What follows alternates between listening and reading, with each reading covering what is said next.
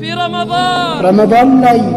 تستجاب الدعوات ጥሪዎች ተቀባይነት አላቸው قال صلى الله عليه ረሱል ሰለላሁ ዐለይሂ ወሰለም እንዲህ አሉ ثلاث دعوات ሶስት ዱዓዎች አይመለሱ دعوة الوالد ወላጅ ለልጁ የሚያደርገው ዱዓ ودعوة الصائم የጾመኛ ዱዓና ودعوة المسافر የተጓዥ ዱዓ فكم من دعوة استجيبت في ስንት رمضان ጥሪዎች ናቸው በረመዳን መልስ ያገኙት وكم من أمنية تحققت ስንት في ምኞቶች الدعوات في ተሳክተዋል رمضان ረመዳን ላይ ዱዓ በማድረግ عليكم بالدعاء عباد الله ليلا ዱዓን አደራራችኋለሁ የአላህ ባሮች ሆይ በቀንም በማታ في رمضان በረመዳን